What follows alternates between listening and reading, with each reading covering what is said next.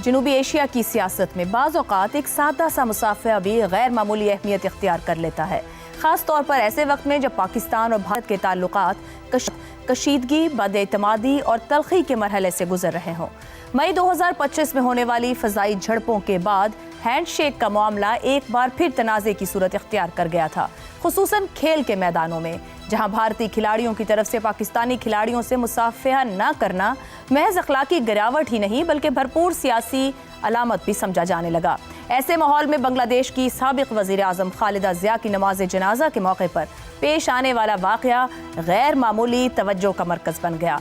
इस मौके पर जनूबी एशिया के मुख्तलिफ ममालिक के रहनुमाओं की मौजूदगी ने इसे सिफारती हरकियात का एक अहम मंजर बना दिया।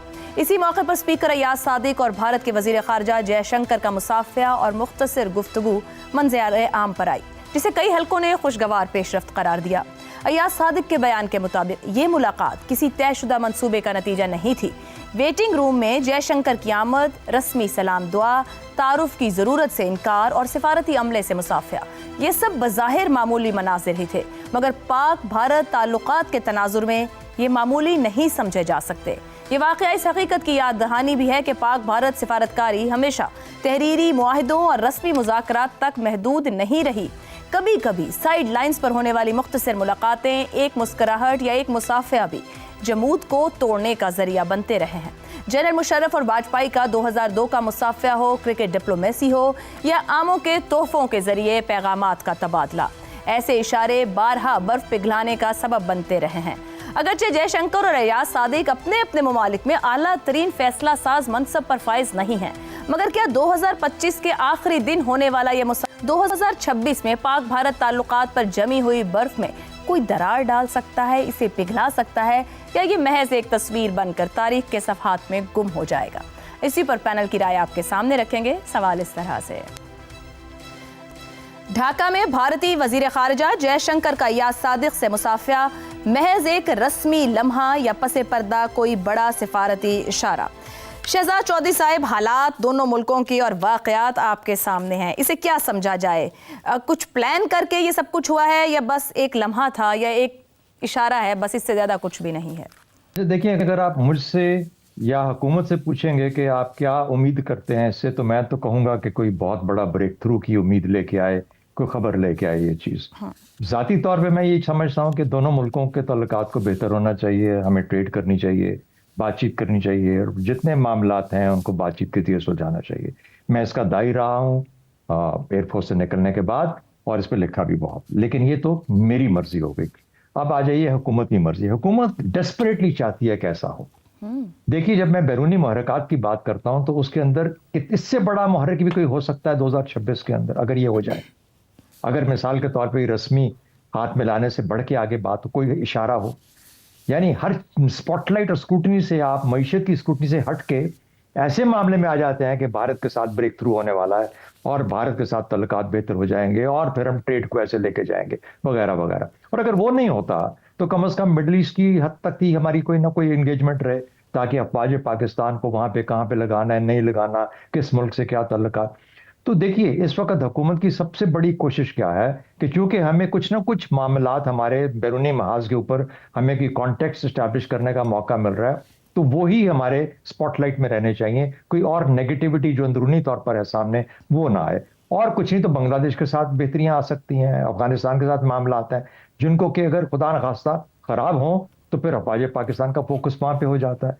हैविंग सेड दैट, अब आपका सवाल का जवाब कि क्या ये जो मामला है, ये जो हाथ मिलाने का है, देखिए भारत, मैं जितना भारत को क्लोजली फॉलो किया है पिछले इतने सालों के अंदर, अपने सर्विस के बाद भी और सर्विस के दौरान भी, मैं ये जानता हूं, एक चीज जानता हूं, हर कोशिश के बावजूद कि वो अपने हाथ में हर चीज रखना चाहते हैं। मैं चाहूं तो हाथ मिलाऊं, मैं चाहूं तो हाथ ना मिलाऊं, मैं कहूं तो हमारी टीम मिलाए, मैं कहूं तो टीम ना मिलाऊं, मैं कहूं तो तुम्हें बुला लूं अपनी इनॉग्रेशन के ऊपर, मैं चाहूं तो इनॉग्रेशन पे ना बुलाऊं। सार्क चले मेरी मर्जी, सार्क ना चले मेरी मर्जी। ये है भारत का असल चेहरा। कम से कम मैं अब तक इस नतीजे पे पहुंचा हूं। तो ये भारत आपको इस वक्त ये बता रहा है कि इस वक्त मैं हाथ मिला रहा हूं, बेहतर। नेक्स्ट टाइम आप जाएंगे, कहेगा मैं नहीं मिलाऊंगा आपके साथ हाथ, मैं वहां जाऊंगा ही नहीं जहां तुम बैठे हो, क्रिकेट भी नहीं खेलूंगा तुम्हारे साथ। तो इसलिए इससे ज्यादा मैं इसको फिलहाल नहीं देखता। ठीक। लेकिन डेफिनेटली ये गवर्नमेंट तो जरूर चाहेगी, और मैं भी चाहूंगा कि कोई ब्रेक थ्रू की कोई आए, खबर आए, ताकि पाकिस्तान और भारत के और बाकी भी खत्ते के अंदर जो ममालिक उनसे बेहतरी की उम्मीद पैदा हो। ठीक हो गया। रजा रूमी साहब, कहा तो खेल के मैदान में भी सलाम दुआ ममनू थी भारत की तरफ से। अब कहा जाए कि भारतीय हुकूमत की चाह है, तो क्या ऐसे सिफारती लम्हात हुकूमतों से ज्यादा एस्टेब्लिशमेंट और आलमी दबाव की वजह से मुमकिन होते हैं फिर, या उसकी अक्कासी है?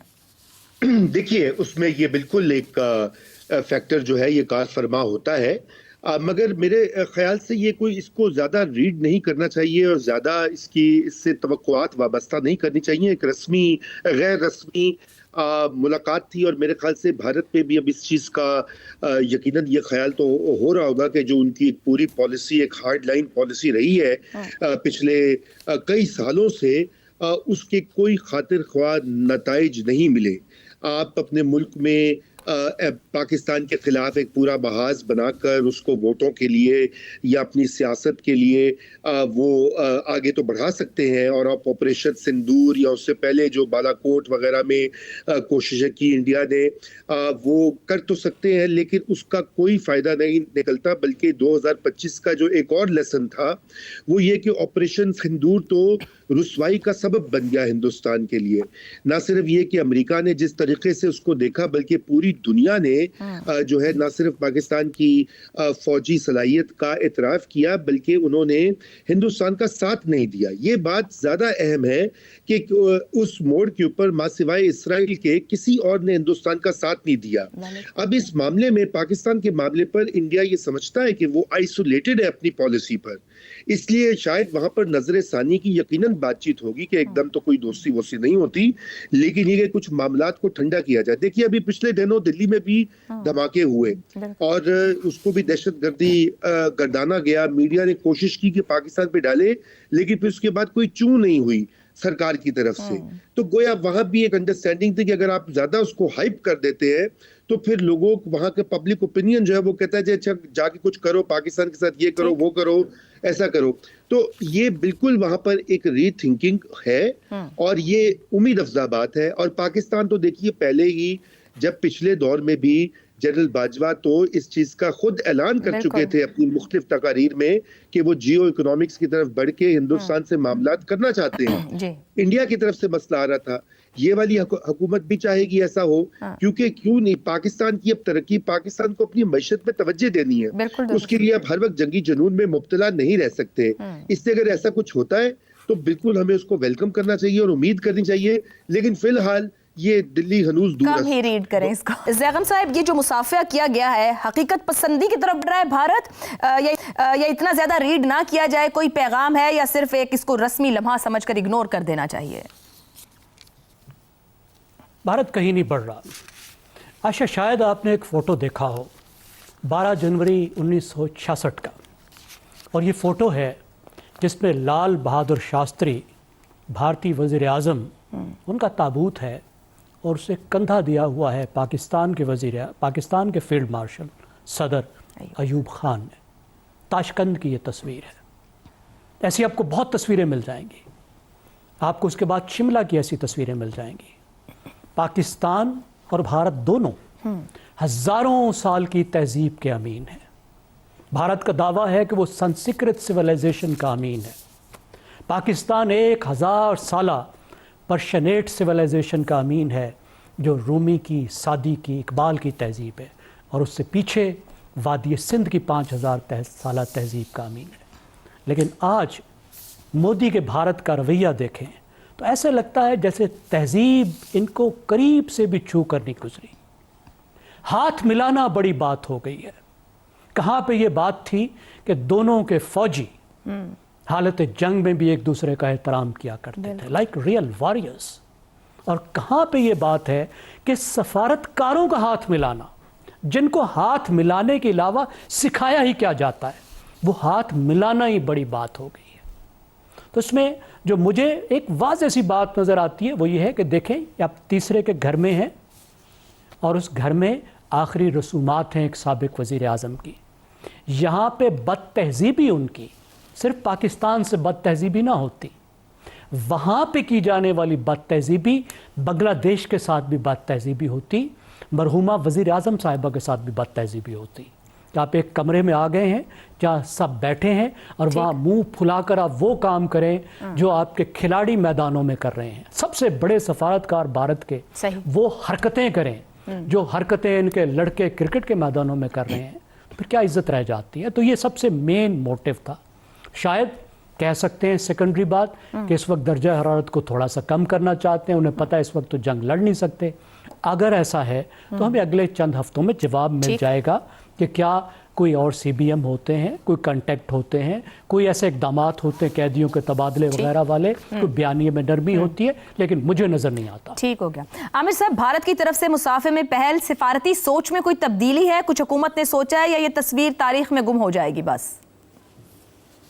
गुमने का बहुत बड़ा चांस है आशा इस तस्वीर का भी, और उसकी वजह यह है कि कोई भी डिप्लोमेटिक इनिशिएटिव, कोई भी सफारती कोशिश जो है उसकी कामयाबी या नाकामी ज़मीनी हक़ाइक़ उसका फ़ैसला करते हैं कि उसको कामयाब होना है या उसको नाकाम होना है। और ज़मीनी हक़ाइक़ इस वक्त क्या हैं, वो एक इंडिया का जो एटीट्यूड, जिसको मेरा ख्याल है शहजाद चौधरी ने बहुत अच्छी तरह से उसको सम अप किया है, वो बिग ब्रदर सिंड्रोम का शिकार है इस वक्त।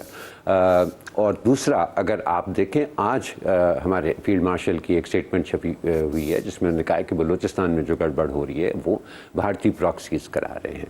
तो इन ज़मीनी हक़ाइक़ के सामने कुछ बदलना, एक हैंडशेक के अंदर कोई बहुत ज़्यादा रीड करना हमारे लिए मुमकिन नहीं है आशा, बिकॉज़ जब तक वो ज़मीनी हक़ाइक़ नहीं बदलते हैं, इन चीज़ों का ट्रांसलेट करना इनटू समथिंग बिगर वो नज़र नहीं आता। हाँ, एक चीज़ जो है जिसका मैं जिक्र ज़रूरी समझता हूँ, और वो ये कि इंडिया के अंदर अनफॉर्चुनेटली पाकिस्तान जो है वो इंडिया के अंदर एक ऐसा सियासी सौदा है जो बिकता है, और वो पाकिस्तान में सूरत हाल बिल्कुल मुख्तलिफ है।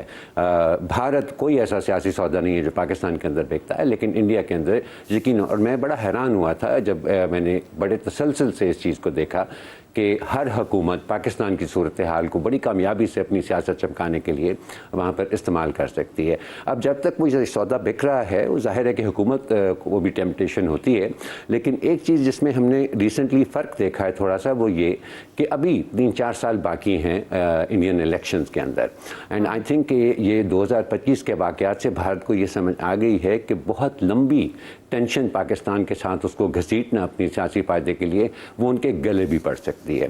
तो हो सकता है थोड़ा सा हम एक दर्जा हरारत में मामूली सी कमी देखें, लेकिन इससे ज़्यादा फ़िलहाल हमें कुछ नज़र नहीं आ रहा है। इससे ज़्यादा फ़िलहाल कुछ नज़र नहीं। के समझने को ज़रूरी है कि हमसायों में मामला सिर्फ बराबरी की बुनियाद पर ही जचते और चलते हैं।